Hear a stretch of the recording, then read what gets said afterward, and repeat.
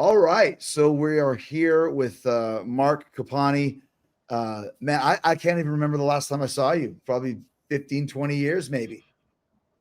Los Angeles, probably about 15 years ago. Yeah, easily. In Los Angeles, did I see you there? Did we meet up there? I remember seeing you in LA. I think we were out. You guys must have been in town, and we were out at a bar somewhere. As we Long tend time to ago. do.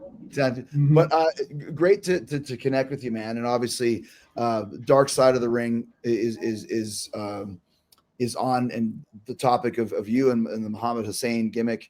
I really like this episode because a lot of, obviously, the dark sides have a lot of sad endings where people have passed away or whatever it may be. Yours ends up as a happy ending. You're very successful now as a teacher, as a coach. I mean, you look like you're in your principal's office right now or something along those lines. I am borrowing somebody else's office because it's a lot nicer than mine. But what is it that you do now? I am in the building. I'm the director of human resources in the Fulton City School District. So it's a small city school district, about 720 employees, about 3,000 students. It's about 20, 30 minutes north of Syracuse, New York. So, and once again, congratulations. That's very, very cool that you do that. Have you seen the episode of Dark Side yet? I did. They sent me a screening, and I watched it with my wife, and then I watched it with my kids. So I've actually seen it twice. I like it. It was really good. It was really weird. Just kind of seeing that part of my life, which was 20 years ago now, kind of condensed it to that hour and just kind of reliving those moments and those conversations. And I love what they do with they did a really nice job, in my opinion, with kind of having it side by side with what was happening in the world at the time, the Gulf War. And they did a great job. And it was a lot of fun to work with them. So yeah, it was really cool. Yeah, I thought you came across really well too, man.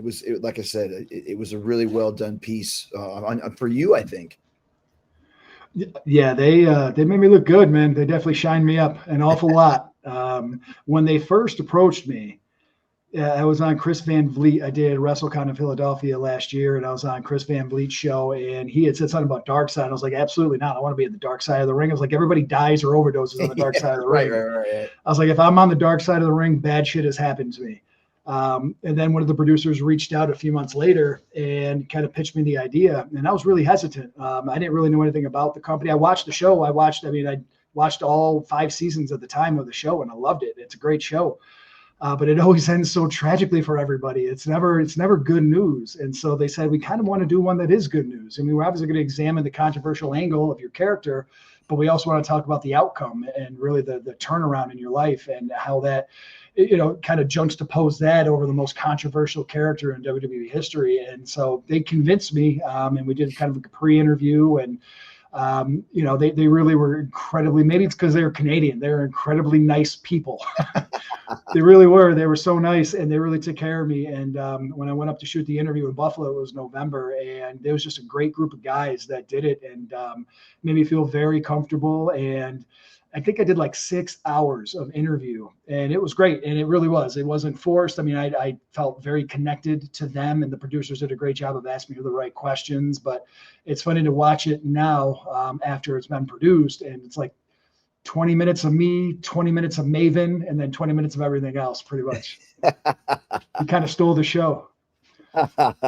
Well, let's talk about that, man, because you mentioned it's been such a long time since you were in the business, and going back and seeing that. Let's talk about Muhammad Hassan and talk about kind of your whole journey, because it is such I like the show Dark Side because I think people that don't know much about wrestling are very surprised and shocked about how the business really works.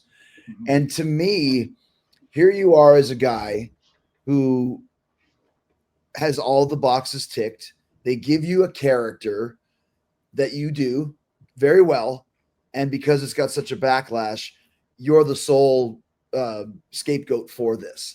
And I don't think people realize, I don't think there's any other form of entertainment where that could actually happen, where you play a part so well that you're out of the business. And I don't think that is typical of what happens. I think, I appreciate that, Chris. I mean, you obviously, whenever anybody asks me who my favorite wrestler was to work, it's you and Shawn Michaels. I swear to God, every time. I'll take it. Thank you. So I appreciate that. But I might have done the character well, but it was also the circumstances surrounding the character. It was a decision to bring out the henchmen, so to speak, and then the decision to air that segment on SmackDown right after the London bombing. But either way, regardless of how I played the character, I don't think that character would have lasted much longer. I mean, the world was really starting to change, 2004, 2005, and the characters of other people's nationalities, and that as really as a means of entertainment was starting to become unpopular. But I appreciate that the log line is that I played the character so well that they took me off of television. I truly do, but I think there were a lot of other factors that went into it. But I really did connect with that character, man. That character was so easy for me to connect with. And when I was watching Dark Side, when I was watching my sneak peek, just kind of seeing my promos, and seeing the look on my face and comparing that to what I was doing in OVW, because they did a nice job of kind of showing my development as well. You could see that I was locked in on that character, and I was able to really transform the experiences that I was having as an Italian playing an Arab American into the ring. And when it came out to me from a genuine place, because I was feeling what these people were feeling. I felt like it was unjust. At no point did I ever agree with what was happening in our country. Like I had mentioned on Dark Side, my grandfather was an immigrant from Italy, and he had a lot of challenges when he came to America. One, not speaking English, not having proper certification. He had to go into his own business. He was a mason, he was a carpenter, he was a plumber. And my father, who was the youngest of 7, he spoke English, and he would go on jobs with him starting at the age of 7 and be his translator. And he taught me, one, not to judge people based on their appearance. He taught me that prejudice is ignorance, that I didn't raise you to be ignorant. But he would tell me stories about how people would try to screw my grandfather over. And they would try to change contracts. And they would say, well, just change it on your copy. I'll keep mine the same. And my father he was telling me one story about a house in Syracuse, about how he was trying to butt in and say, Pa, like basically saying, you're getting fucked. Can I swear? Yeah. Basically saying, you're getting screwed. And my pa kept saying, he said, "Stat to Z," which means shut up. And my father tells me the story. I'll never forget it. And it was just him and I. And he was talking about how this inspired him to want to be an attorney to protect people from those who would want to hurt them. And he still does that to this day. But we drive by that house on Grant Boulevard, and he was talking about the foundation for the house that the guy was trying to screw him out of on the contract, get him to change only his copy about how long that foundation would be guaranteed for. And that was when my pa was telling him to shut up. And my dad drove me by there. He goes, and that foundation is still here 50 years later. So that's why he was telling me to shut up. Right. And so it was stories like that. It was experiencing what Dar and I would experience on the road that really locked me into that character. So if I played it well, it was only because of the experiences I had and the guidance that I got, and really my friendship with Sean that was just so infuriating to see the way that he was treated at airports and, in different places at the time, and reading about it in the news. It was a shameful time in this country, and I wish we could say that we never repeated it in this country, but we certainly have. And we like scapegoats, and we like people to blame our problems on, and unfortunately, nationalities that are being recognized as the enemy are the ones that we really, like with Asians with Corona, like it's ridiculous, But that's how I felt at the time, and that's locked me into that character 100%. All right, let me ask you something. How much of your personal info is floating around out there on the internet? Your phone number, your home address, maybe even your family members' names. Stuff's valuable, and not in a good way. That's why I use Delete Me. Delete Me makes it easy, quick, and safe to remove your personal data online at a time when surveillance and data breaches are out of control. As someone with a public profile and a podcast that goes around the world, I take my privacy very seriously. I don't want that personal info being sold by data brokers I've never even heard of. And with Delete Me, I don't have to worry. Their team does all the hard work of scrubbing your info from hundreds of data broker websites. You just tell them what to delete and they get to work. So it's not just a one and done thing. They keep monitoring and removing your info 24/7. And every few weeks, you get a personalized report showing what they found and got rid of. Take control of your data and keep your private life private by signing up for Delete Me. Now at a special discount for our listeners. Right now, you can get 20% off your plan. Just text Jericho to 64000. That's Jericho to 64,000 for 20% off. Message and data rates may apply. Jericho to 64000. Protect yourself and your family because no one else is going to do it for you. Well, let's go back to, and we'll get into the kind of origin of the character, but let's go back to OVW you mentioned. And so you're obviously a kid, you grew up as a wrestling fan, you get signed, you go to OVW. And at the time, OVW was kind of the NXT. It was the place to be. Jim Cornette was the boss. You're learning a lot. And what was your name? Mark Magnus? Yeah, Mark Magnus, Magnus. Mark Magnus. So let's talk about your OVW time, how you got into there, and then kind of what led you to get called up. So when I got to OVW in 2001, I had moved down. I was 21 years old. I was a junior in college. I convinced my parents to let me go down there because I told them I would go to the University of Louisville, which was a waste of money because I had no intention and really no interest in college. So there was a Saturday class that was ran. OVW was a tiny studio, and at this point in Davis, Indiana. Not Davis, Indiana, Jefferson, Indiana. It was Davis Arena. Right. And so they would run their developmental territory. Like at the time, Randy was there, Brock was there, Shelton had got there, Cena had gotten there, Batista had just gotten down there. There's a lot of big names who are going to, again, be some of the biggest stars in the history of the business that were down there. And so they ran a Saturday class really just for money. I think it was like $500 a month. And Danny Davis would run that, and he would have Nick Dinsmore and Rob Conway and Rip Rogers eventually, and then Shelton Benjamin. And they would come in and they would, teach you how to wrestle, bumps in the ring. And, prior to this, I saw some show on Fox talking about like Secrets of the Ring Revealed. Remember that was like 2001, 2000. And they're like, there's a spring under the ring and it absorbs all of your weight. And it was there's always an old lady in the crowd that you mess with. They do the wink. Yeah, complete and total bullshit. And like the first time you take a bump, you're like, that hurts. Yeah. And then you're like, how do wrestlers do that 50 times in a match? At the first time I hit the ropes, I remember hitting the ropes and I went home that night and my back was bleeding. Yeah. And so they taught you in this class, and it was, like I said, every Saturday. And eventually you got to the point where they would do an amateur show. And so that would be, they'd pair you up with somebody else, and then you'd come out there, they'd fill the arena. Davis Arena was tiny at the time, maybe 100 people, maybe a little bit more. They'd fill the arena, and for your money, you now got to put on a show. So my first experience with the show in wrestling was the amateur matches. And I think Johnny Jeter, who was in Spirit Squad, he came up a little bit after me. I think he was in my match. I can't remember exactly. All I know is I brought it home to my friends, and I'm in one of my boys' basements, and there's like 30 people there, and I'm like super proud of it. And I put it in, and we watch it, and they fucking lost their minds laughing about how awful it was. It was like such a kick in the nuts, and it was discouraging. But that's one of those moments that I look back on. I remember one of my friends said to me, she said, "Everyone back home is laughing at you." Mm-hmm. It just basically saying like, "What are you doing? You're a clown." And then I remember this guy, and I had dated his ex-girlfriend at the time. I remember he called me on the phone and basically said the same thing.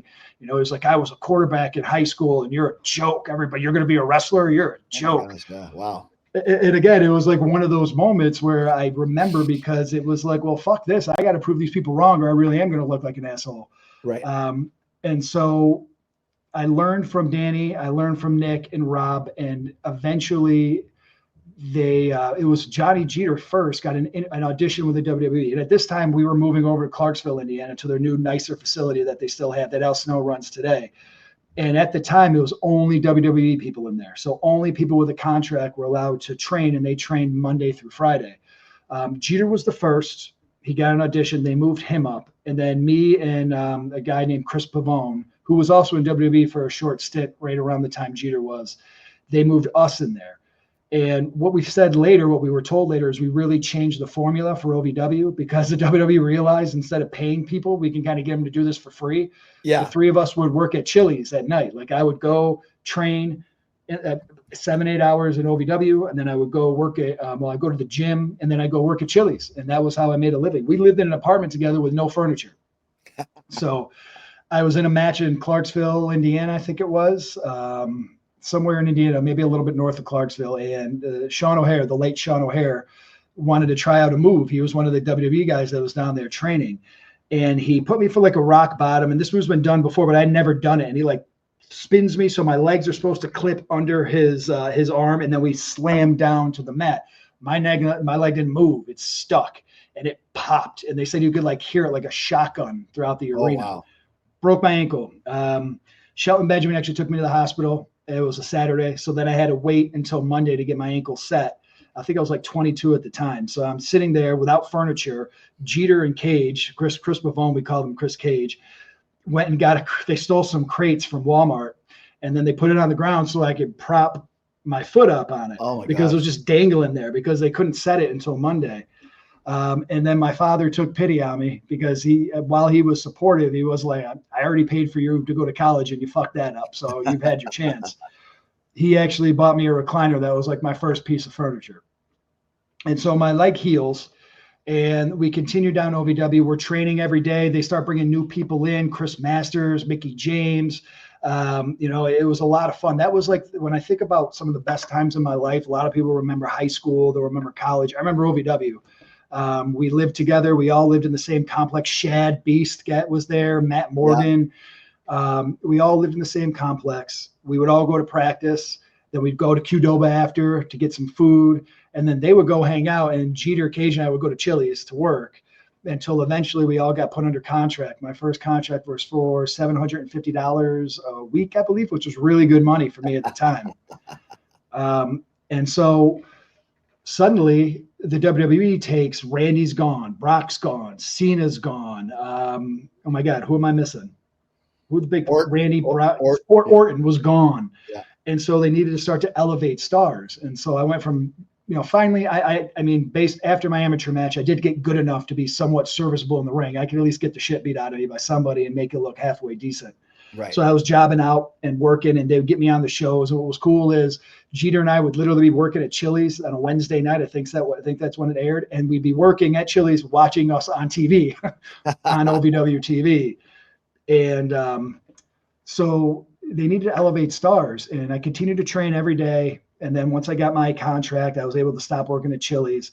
And I got good enough to the point working with Jimmy with promos. And, even the guys who left, like John Cena was, Randy Orton, Shelton Benjamin, watching those guys in the ring and then outside of the ring cutting promos was really some of the best learning that I've ever done. Like John Cena, they would throw him like, all right, you're wrestling Andre the Giant in 1976 in Memphis, Tennessee in a hot sauce match, go. And he would like throw out this gold promo. And so working with those guys and talking to those guys, I began to develop until eventually Jimmy had put me in the faction, the Revolution, which was like Doug Basham, Rob Conway. And so I joined the Revolution, and I was wearing leather pants, and you could see it in Dark Side. It's at the beginning with me with a goatee, which I thought looked really good, man. I was saying to my wife, like, I really need to consider growing a goatee again because everything's white here. So maybe it just wasn't so bad.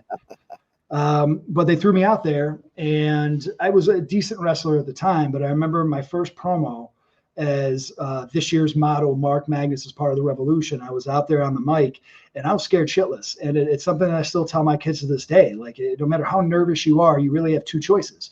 You go out there and give it your all, uninhibited, and like, just go for it. Or you go out there and you're scared and you're going to fail. If you go with option A, at least you have a chance to look good. At least something might go right. If you go with option B, you already suck. It's already over. So I went out there and I did my best Rock impression. But obviously I'm not The Rock, so it came off as very different. And I remember walking backstage, and everybody's kind of looking at me, and I'm like, what did I do? At this point I was more of a veteran in the locker room. I had good relations with everybody, but they're giving me like a weird look. It was Joey Mercury, who was back there at the time, where he came up, and I'm like, what did I do, man? And he's like, nobody knew you could talk. He's like, you just cut a hell of a promo. And it was kind of like the first time I realized that maybe I had a talent for that. I never really thought about it because I love wrestling so much. Right. And then from that point, just working with Jimmy, working with Rip, working with the other guys, I developed my promo skills until, as we see in Dark Side, they call Jimmy up and they're like, we're going to take your arrogant Italian from Syracuse and we're going to make him Arab American. And so they approached me with that gimmick. And I remember saying to Rip Rogers, who always has these little Ripisms, like, I'm not ready to do this. He's like, you're never ready. It's like, of course you're not ready. He's like, the only chance you have is they throw you into the fire and you see if you can get out. Or he said something like that. And he's kind of like the Yogi Berra of OVW.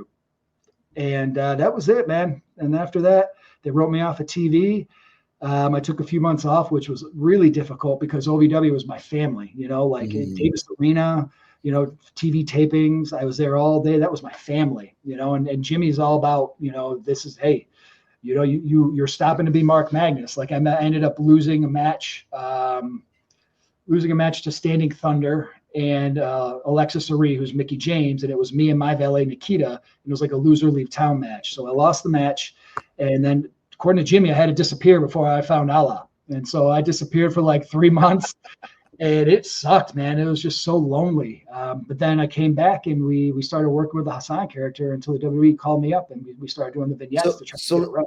Let me ask this: what was your initial reaction when? Well, first of all, how did Jimmy tell you what your new character was going to be? As best as I can remember, it was Jimmy and Arn Anderson, and they kind of told me that Vince wants you to play an Arab character. What do you think? And I didn't have a whole lot of sense, but at least I had sense enough. Said whatever you need me to do, I can do. Right. And so we didn't really know what the character was going to be at the time. We just knew at first they wanted to be Arab. I remember they wanted me, I think it was Pat Patterson when I first got on the road doing dark matches, wanted me to talk with an accent. And anybody, like I'm a huge movie guy, and it's like if someone's trying to pull off an accent that they can't do, it like ruins the movie. So yeah, I was like, I don't think so. We slowly realized that the most heat we got with the crowd was when we said, we're just like you guys. And they were like, oh, no, you're not. You're not just like us. And that was kind of the development of the Hassan and Daivari characters as being Americans. We're Arab Americans. We were born here. We went to school here. Everything we do, we're just like you. And now you're treating us different because of something a bunch of strangers did. People didn't like that because it was the truth. And no one wants to be told that they're wrong. And we told them in a very loud way that they were wrong. Was Sean, and we're talking about Sean Daivari, of course, who was your manager, who is not in Dark Side, I'm assuming, because he works for WWE now, but Correct. Great guy. We had some great times with him, lots of fun. Was he already working down in OVW, and they just happened to put you guys together? Or did they bring him in specifically to play this character? They brought him in, but he was doing a similar gimmick. He was doing the gimmick where he came off the ropes on the magic carpet. Right. I forgot about that. Yeah, no, they brought him in, and first time I met Sean, I was like, "What is he, like 14 years old? Yeah. Like, am I gonna have to tuck him in at night?" Because he looked like such a kid back then. But he, I give Sean 99% credit for those Hassan and Daivari characters. I mean, Sean was, compared to me at the time, even though I was much older, was much more learned in the business, much better sense. Much better understanding of wrestling and the story of wrestling and getting heat. And he definitely had a lot more sense about the backstage things than I did. So Sean was, I never left Sean's side. We never left each other's side in the WWE. So we still talk, and I saw him not too long ago. I saw him actually about a year ago now, but I give him all the credit in the world. Without Sean, I always say there never would have been a Hassan and Daivari. I never would have been able to do it. So you finally get called up. And what kind of is your first day at work there? Do you have any interactions with Vince who explains what he wants in general? The first thing I did was, and I thought this was the coolest thing in the world, I went down to Stamford, Connecticut, into the WWE offices, and they put us up in like a really fancy hotel, and we filmed those backstage vignettes. I think we did 4 or 5 of them that they would show that kind of led up to my initial conflict with Mick Foley about the troops. Prior to that, we were doing dark matches. I don't remember talking to Vince a whole lot about it. I didn't realize until later that this was like Vince's baby. Like this was what I didn't really know. There were so many other people that I was working with. I remember just being I did a show in Louisville when I was Mark Magnus in my leather pants, where the Revolution ran down into the ring and the Undertaker cleaned house, and he gave me the big boot and the last ride. And so that was my first experience ever in the WWE, or maybe it was a choke slam in the last ride. And it's really cool to me that my last experience in a WWE ring was the Undertaker giving me the choke slam and the last ride through the stage. So that was the first time I've been backstage, and it was just, at the time it wasn't like a permanent thing. So it was really cool. But I remember going backstage, and I think coming back after one of my matches was just to talk to people and have them give me some feedback. I think that was what I remember the most. I remember Randy Orton, because I had known Randy from OVW a little bit, and him and I were close in age. And I remember he looked at me because I took a really nice hip toss, man. I jump up like 8 feet in the air, and he's like, "You're not going to be doing that for much longer. Trust me."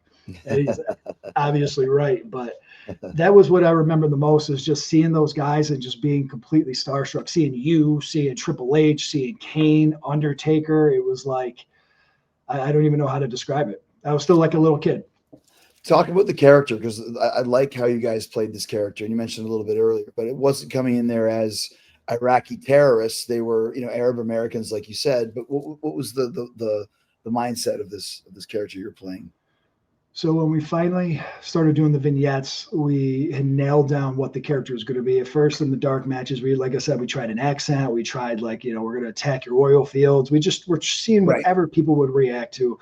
We finally nailed down the character, and I think a lot of it had to do with who Sean was. I mean, Sean is a Persian American. He's a Muslim American, and Sean is about as American gets. Like, Sean is like I joke with him if he was here. He's like a teenage American girl. Like, he knows like all the pop, like he's just.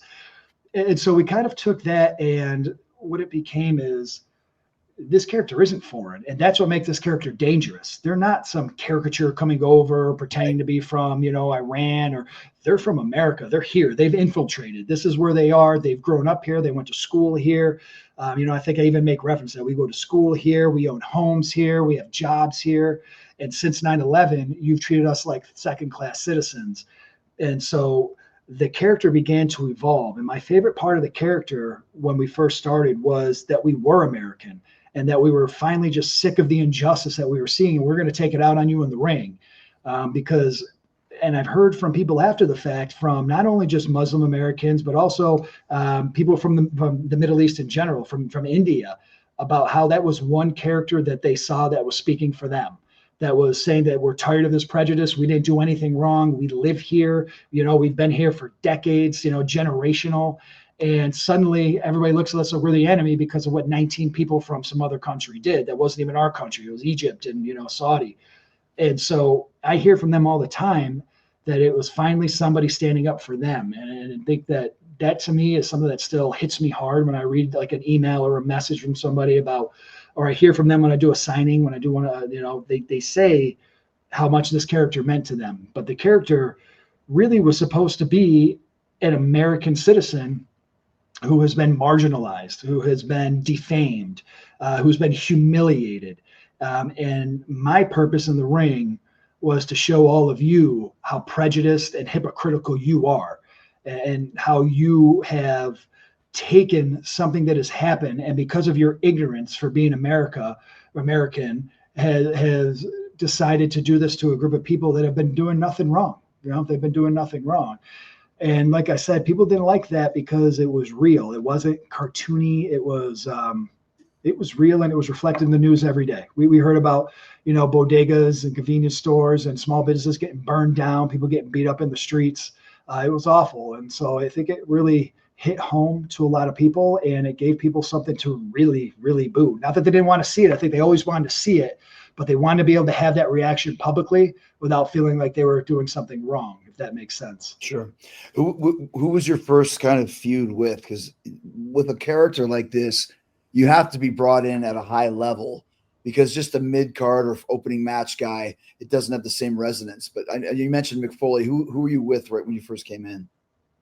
My first ever appearance was with Mick Foley. Yeah. And Mick is, and to me, I'm so proud of that promo, because here I am, brand new, never doing it in front of an audience like that before, with Mick Foley, who is, incredible, and he's cutting this riveting promo, and I'm able to go back and forth with him, and I held my own, and it's one of my more proud moments.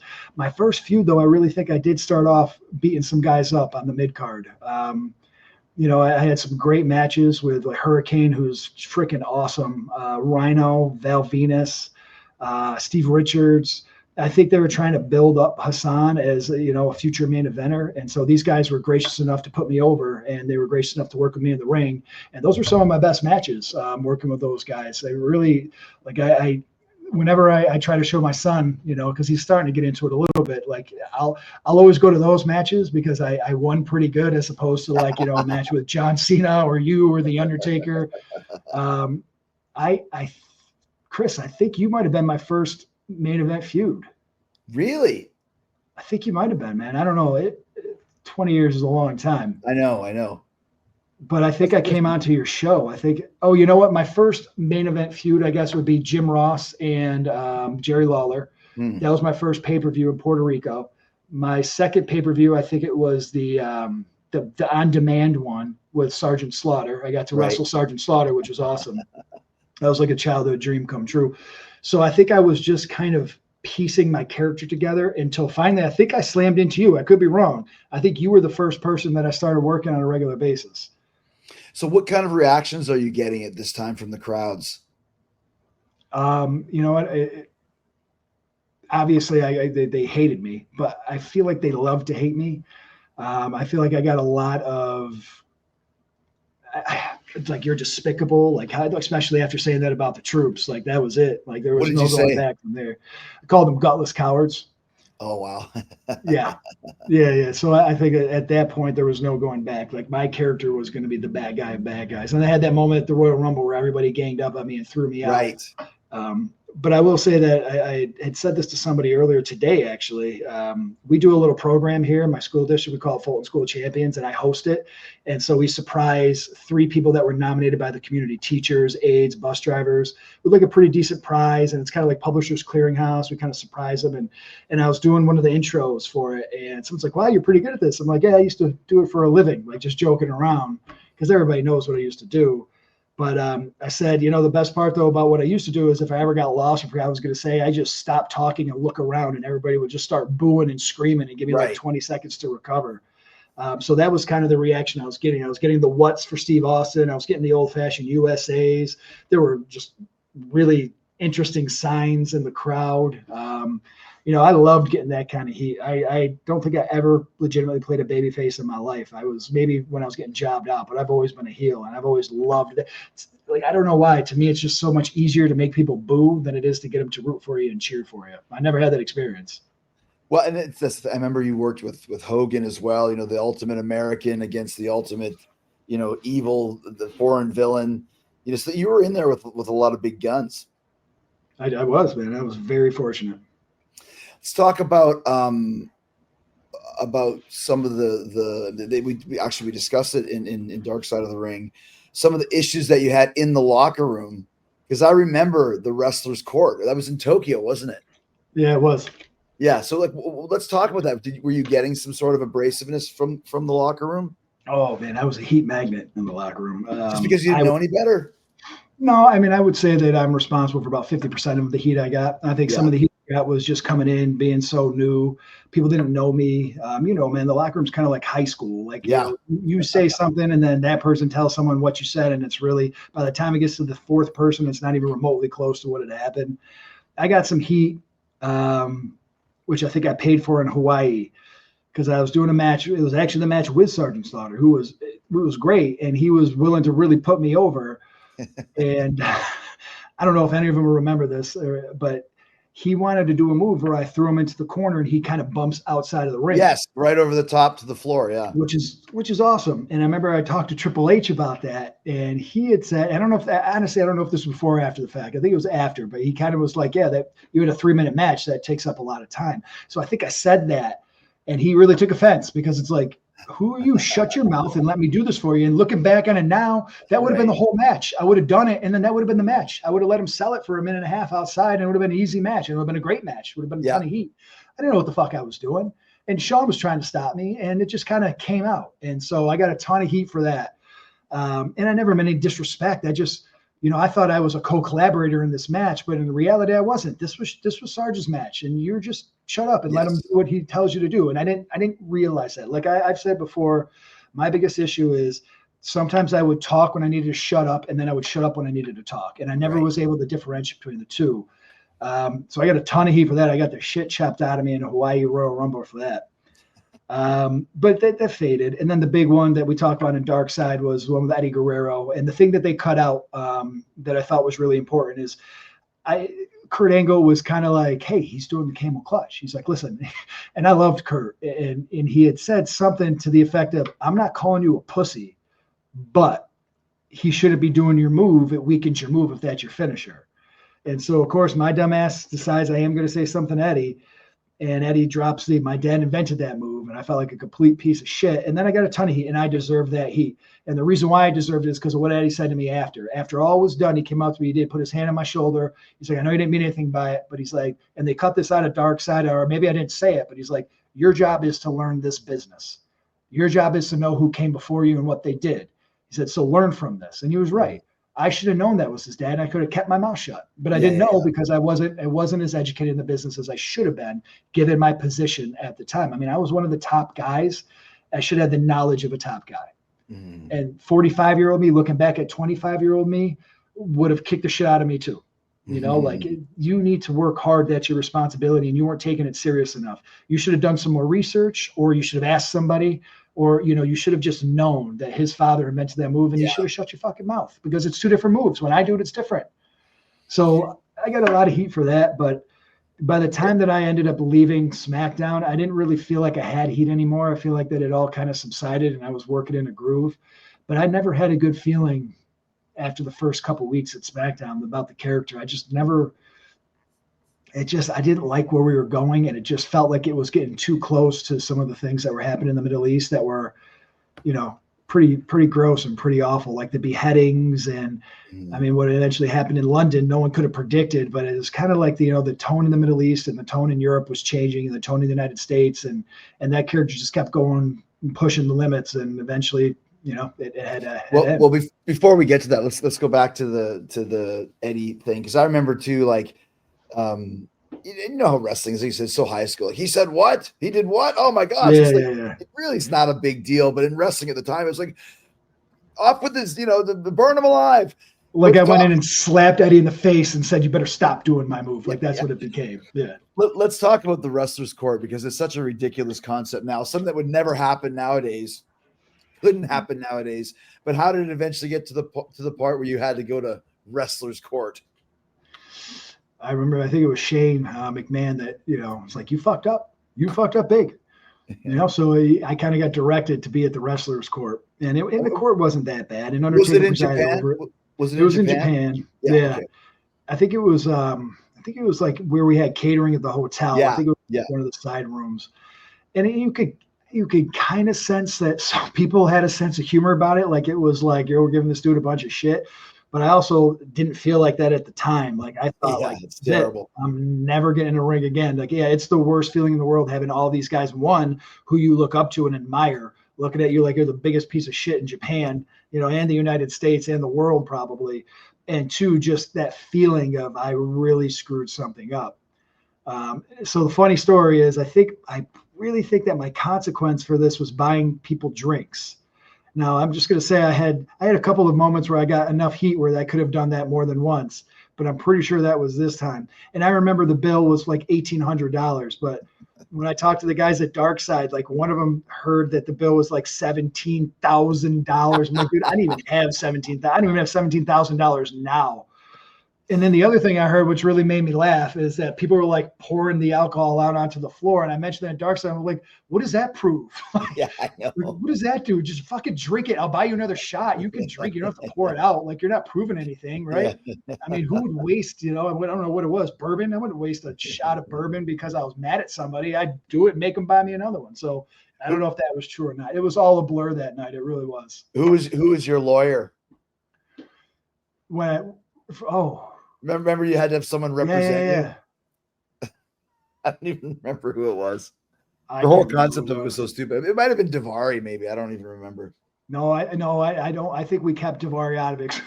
Like if one of these Arabs is getting kicked out of the WWE, we'll keep Daivari at least. So, but that's the thing. You paid your dues. You pay the money and you move forward. But let's go back to what you're saying about moving to SmackDown and how things started spiraling a little bit out of control, and no fault of your own. So I got traded to SmackDown, and my last match on Raw was against John Cena. So obviously, working in a school, just as a side note, this is the match that everybody's going to watch. And I remember we had like 8 minutes, and we were supposed to go out there. And, you know, John Cena, I'm the heel leaving the company. John, I think, came over from SmackDown. So, you know, the old tradition of the heel leaving puts the baby face over. But they cut our 8-minute match down like after like the first 2 minutes, and they're like, go home. And so basically I got my ass kicked the entire match. I had like no heat. And so whenever kids talk about it now, they're like, you got your ass kicked by John Cena. And I'm like, dude, you get your ass kicked by John Cena too. Like, what do you try to prove? But it was just one of those matches that, I wish we would have had the full 8 minutes. But so I get over to SmackDown, different locker room, which I didn't love. I just finally felt really comfortable in the Raw locker room. A lot of my friends were up there. And I remember my one concern was that SmackDown was network TV where Raw was cable. And you had a lot more, this is the era of South Park and Family Guy. So you had a lot more flexibility on cable TV versus network. And I mentioned in Dark Side that I had said that to Stephanie about, I was a little concerned about some of the things that we were doing that were really pushing the envelope. And she did basically tell me, like, shut up. Not in a mean way, not in a fuck you way, but more like, this is a great opportunity. Like, just relax. Right. Like, this is a big opportunity for you. Like, we know what we're doing. And so we just kept pushing the envelope. And what we started to resort to was really based on what's happening in the world. I mean, if we were going to try to get Muhammad Hassan any more heat, we really had to change what he was doing and make it a little bit more radical and a little bit more, a little bit more crazy. And so kind of based on what everything was going on in the world, we started moving more towards Islamic fundamentalism. And I always did the praise Allah. I started doing that in OVW, but we started kind of using it in a different tone, in a different context. And eventually when they came up with the idea that I had the 5 henchmen who came out, and we did the martyr's funeral for Shawn after the Undertaker beat him in the ring, even watching on Dark Side, my promo from back then, and just kind of remembering how everything came about, the character really started to be less about a marginalized American fighting for justice in any way possible, to being a religious fanatic who was now trying to impose his religion on the American people. And he kind of lost me, but I had no say in it. I'm not going to turn down. What am I going to say? Like, I'm not going to turn down a storyline, especially when it's with Batista or, the Undertaker. And so that was kind of the beginning of the end after that. Yeah, because like you mentioned, that was kind of what the character was not at first, was kind of the stereotypical foreign heel, and then you started to kind of become that. Were you having any interactions with Vince? Did you ever have interactions with Vince, of him discussing the character with you once you kind of started getting ensconced there? A little bit of coaching, but not a whole lot of content of the character. What I remember is that once you get to a certain point, you're kind of given the gist of what you're trying to convey, and then they let you go do it. So Stephanie, I remember, was the one, and she was really great to work with. She really was. She was the one that was kind of giving us the content of what our promos were going to be. I had moments with Vince. One of my coolest moments was I was going for my last match in Buffalo, New York, and I was on a private jet. It was Vince's private jet with JBL, me and Sean. I've never been on a private jet before, and I've never been on a private jet since. So it was really cool, and Vince traveled with us, and I definitely had some conversation. Vince was always really good to me. I never had a bad Vince moment. Maybe I wasn't there long enough, or, I don't know, but he was always very good. He was always supportive, but he also provided, especially a lot with the promos, a lot of guidance as to what to do, where to move my body, how to say this, how to get heat. I really never had a bad moment with him. I thought he was always very gracious and very kind towards me. Let's talk about this, the Undertaker incident that kind of led to the downfall and the demise of the character. You've talked about it a bit, but let's get right into it. So the idea was I was going to wrestle the Undertaker, and I was building up an angle with the Undertaker, and I was working him at the house shows, which were great. Undertaker, for being a very large guy, as you know, he can wrestle. Yeah. He can wrestle, and he's a lot of fun to work with. He's willing to give, he's willing to sell, and he's not hard to work with like you'd think someone who's 6'10" is. Like, he's very light and easy to work with. And so we were getting some great reactions at the house show. I was having a lot of fun with the matches. The idea was we were going to build up to Buffalo, Great American Bash, and it was going to be a #1 contenders match, and I was going to beat the Undertaker, as far as what I was told, in order to move on to fight Batista, who's actually from Washington, D.C. And the idea was at SummerSlam in the America's capital, the Arab American, or the Arab, is going to beat the hometown boy and win the heavyweight title. Oh, wow. And so I think a lot of it was because the Undertaker is the Undertaker. We really wanted to get any sympathy with me versus the Undertaker. We need a lot of people to help, was kind of how I saw it. And so we started to use the 5 henchmen, and one of them was Val Venus. They were all white, by the way. Not a single one of them was even remotely Arab or even tan, really. They were all very, very white people. But the idea was to kind of generate more heat, to kind of make me more of a villain. Not only am I not doing this dirty work, but I'm directing these people to do it for me. And then especially when we get to the TV portion of it, now I'm having Shawn go fight The Undertaker because I'm too much of a coward to do it. We really started to build that angle until eventually we got to that episode, which aired on the same day as the London bombing. And in that episode, I convinced Shawn to go and get the shipment out by The Undertaker, and he does. And then I kind of drop to my knees. I look up, and it's like I summon, my fanatical army. They come, they beat down The Undertaker. I tell them to choke him out with a piano wire. They choke him out, and he does such an amazing job selling. Yeah. And then I come in and I put the camel clutch on him and basically leave him lying in the ring. And then we have Shawn dramatically carried out like you would really see on the news for a martyr. Like, yeah. What's the word? What are the people who they would run into a market and they'd blow themselves up? Oh yeah, well that's a martyr. Suicide bomber. Suicide bomber. Well, yeah, suicide bomber. That was what it was supposed to mimic, and so they did that, and they carry him back. And then, of course, SmackDown was taped, and so a few days later it aired, and the London bombing had happened. And like I said earlier, they made the decision to run it, and that was it, man. Everything. I remember I was sleeping on my couch. You tape SmackDown, then you go home for a couple days. And that's when I started getting phone calls, and I had no idea what was going on. I mean, I watched the show, but I also was at the show, so I could sit there and watch it on Thursday night. I recorded them all, and that's when I found out what was going on. And I still didn't understand the magnitude of it until I started seeing all the articles in like Newsweek, and even in my local paper there was an article, and it didn't say like this guy's from Syracuse. It was just about what happened. Like, they didn't even note that I was local. So that was when I was like, oh my God. We had talked about kind of fighting it, doing some publicity, maybe even bringing me out of character to talk, real about what we were doing and what had happened. But it never materialized because it became such an uproar that sponsors threatened to pull out. And eventually UPN wouldn't let me back on. And then Raw was on, I think, USA at the time, and they wouldn't let me back on. And that was it. So that was kind of how we decided we were going to end the character in pay-per-view. That was amazing, though, that they aired it even though it was taped. There was no consideration of editing it out or making it just taking out the whole segment completely. Yeah, you think hindsight, right, 2020. Right. That's also a Vince thing too, like, oh, let's just we'll make it a topical attack, Yeah. And and that's happened a million times, but this was so raw and so real that everybody bought.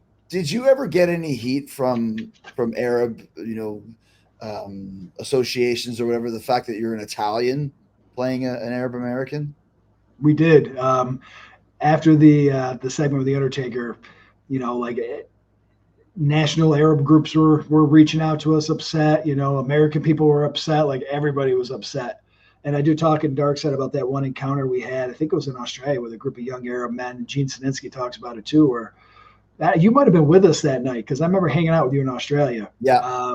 But they were pissed, man. And luckily, like I said, I'm surrounded by these giants, so it didn't escalate. But if it was just Shawn and I out there alone, who knows what would have happened? I'm sure it would have been a feather in someone's cap to leave the fake Arab and his buddy lying. Right. So you get to the last match with The Undertaker, and you mentioned he powerbombed you through the stage. And that's the end of the character per se. What happened after that? So after that, right after that, I remember I drove home. I knew I was going to be off TV for a while. That was already decided. I didn't know how long.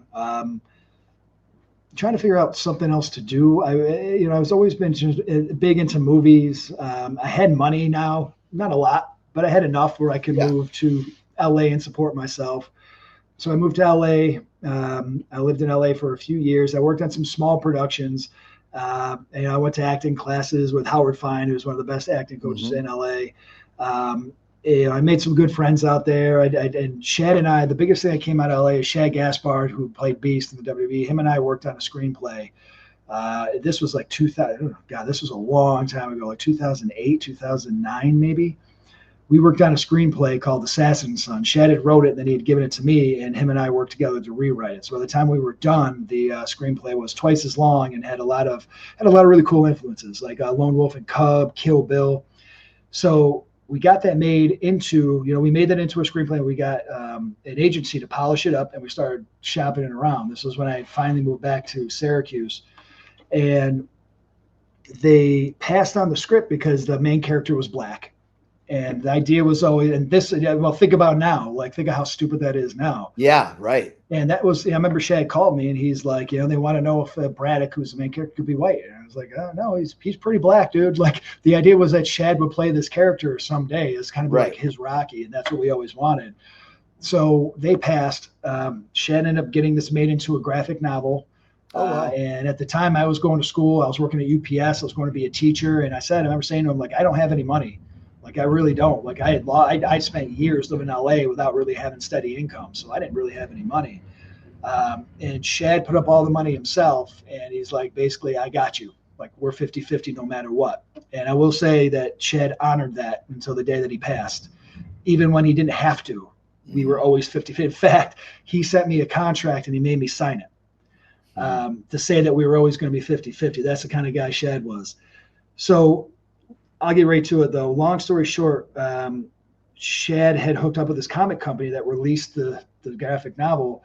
That got the attention of some people, some production companies. We signed with State Street Productions a few years ago, and right now we got a writer, we got a director, and we're shopping that out to major studios to be made. His widow, Ciliana, and I, that's been our goal the whole time, is just to get that movie made for Shad, and we're really close. We're really close. So that to me was the most productive time that I'd had in LA. Like, and it took years for that to materialize. Sure. But in LA was when Shad would come and stay with me. We'd spend the weekends. We spent a week together. We'd work on. We'd fight all the time about it. But over the course of a few years, and then eventually a decade or more, it's where we wanted to be in the first place. And now everybody wants a black hero, like no one would ever think twice to say that. I mean, multicultural is what sells because it represents America. But after LA, I didn't do well in LA. I didn't have any grounding. Even though I was doing a few things, I remember I felt like I was lost and just out of control with my life. I feel like I had no direction. I didn't know what I wanted to do. I had no stability. I had no money coming in. I mean, I was getting to the point where I couldn't be on my parents' health. I wasn't on my parents' health insurance anymore. Like it was all of these adult things that I wasn't capable of handling because I kind of skipped a few years where I would have developed it by having this dream job in the WWE. So I moved back home with nothing. Like literally they repossessed my car as soon as I got home. Like I had nothing. And I talk about that in Dark Side. And I remember I got pretty emotional. And the producer asked me, like, why are you so emotional? And I was like, I haven't thought about this in years. Like my turning point where I decided I need to do something different. Like I can't keep doing this. And so I was 30 years old. But before we get into that, was there never any discussion about you playing a different character in the WWE, or were you they just let you go? There was a little bit. I remember Hunter had said something about, my idea is just to have you come out and be like, I'm Marc Copani from Syracuse, and they made me do it, Yeah. I wasn't too interested in it. I think, looking back at it now, I was really heartbroken by what happened. I had this character, I had this sure thing main event character, and then really through no fault of my own, and not that I wasn't without faults, I have plenty, it was taken away from me. And so I wasn't too interested in going back to wrestling. I didn't even do any other shows. I didn't do any signings. I didn't capitalize on that at all. Looking back, I probably should have. So no, not really. And then I got the call from Talent Relations probably like a year later. They kept me on for a year, and then they said, we're releasing you after this month. So that was kind of it. So then you mentioned the LA experience, and then you realized I got to do something different. 30 years old, I remember talking to my father, and my father's always full of good advice. And one thing he said is he was saying that time is linear. You can't make time go faster. You can't make it go slower. You can't change time. 2 years from now is 2 years from now, no matter what you do. The only thing you can do is change what you do with that time. 2 years from now, do you want to be looking back and still be working at UPS, barely getting by, still, drowning in credit card debt? Or 2 years from now, do you want to look back and have a new career, in a new life? And so 30 years old, back in college, 30 years old, former professional wrestler, traveled the world, been on a private jet with Vince McMahon. And I am sitting in the auditorium at SUNY Oswego with a bunch of 18-year-old kids who, have accomplished very little, and it was humbling. But it kind of ignited my passion. Like once I started in my education classes, because I had already gone to college, so I started writing an education program, I became passionate again about it. Like I not only just, I love working with kids. I love history because I was a social studies teacher, but I love the idea of teaching and learning. And I love the idea of being able to affect a kid's life, not only by what you're teaching them, but by your presence in their life, about, caring about them, talking to them. Like I do it every day now, not as much as a director of human resources, but I have opportunities to go into rooms, go to classrooms, go into buildings. But as a teacher, that was just something that I was very passionate about. So I got a job teaching right out of college. I had a great principal who, I had worked with, and he kind of said, you kind of have the mentality to be an administrator. Now, being an administrator wasn't something I had really thought of, but it gives, instead of working in just a classroom, it gives me the reach to do the same thing with a whole building. And so he had put a brochure for the educational leadership program in my mailbox, and I'd only been teaching for 2 years at this point. And most people who go into administration have been doing it for a decade. But I signed up, I kept going, I got my master's degree, then I went and got my, it's called your CAS, Certificate of Advanced Study in Educational Leadership. I got a job right away as an assistant principal in the Fulton City School District, and I've been here ever since. It's been over a decade. I got promoted to a principal after 4 years, and then after being a principal, I got promoted to being the director of human resources after 3.5 years. So it's amazing. Very different positions, but I look at my job now as I'm not just affecting the 100 kids I have in a classroom every year. I am affecting 3,000 kids and their families with the decisions I make, with the things that I do, with how I support my staff is how I support the students, because my job is, as director of human resources, is everything people related. I mean, I am the boss of people in this district, so to speak. Mm-hmm. But I love it. I love my job. I love the people I work with. I have a great family. I mean, I would never change anything for the world. Last few things here, Mark. So when you look back at your wrestling career, are they fond memories? Do you still feel like you could have done more? How have you come to peace with it? They're fond memories, most of them. Do I think I could have done more? Yeah, absolutely. I think that's honestly, those are the things that bother me. And I don't dwell on the what if. Like I said, I love my wife. My wife, Jamie, is incredible. I have 3 daughters. They'll kill me if I don't mention their names. Lily, Mila, and Lana, and my son, Sam. I wouldn't trade it. And my son said this to me the other day because he had watched The Dark Side. He's like, Dad, if you kept going, I probably wouldn't be here. And I'm like, buddy, that's why I don't regret anything that had happened. Yeah. But I do look back and I do miss it. Not that I ever do it again, but I miss it, Like I would be lying to you if I said I didn't have a fantasy or two about being able to get in front of that crowd again and at least talk. I was hoping you'd invite me on the Jericho cruise. I can't wrestle anymore, but I can do some promos, man. Hey, we can do it. We can do it. I look good with the tan. My wife looks good with the tan. I'm just saying. Do you do the conventions and those sorts of things?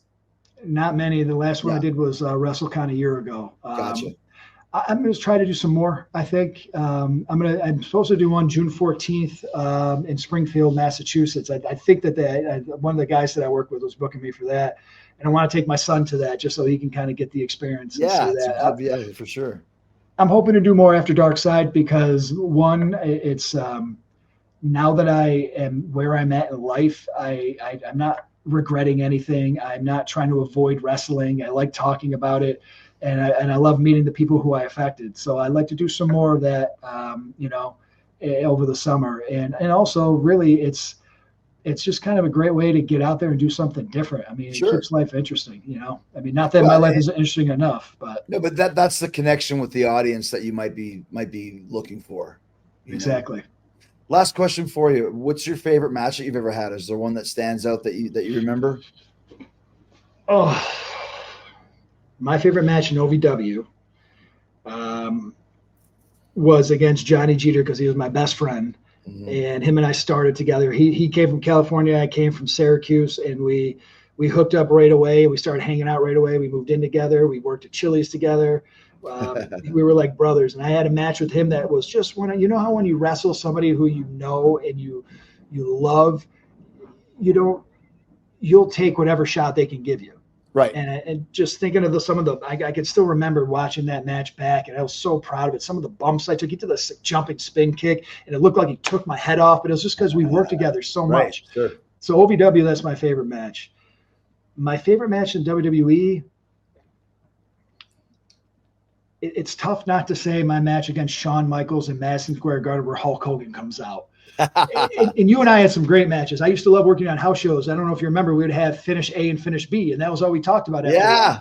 Yeah. What do you want to do, A or B? And we go out, and honestly, you were so much fun to work. Like, you were just fun. Like, you're light in the ring. You're having a good time. We're talking about chicks on the, chicks we see in the audience. And the front we're messing with Davari.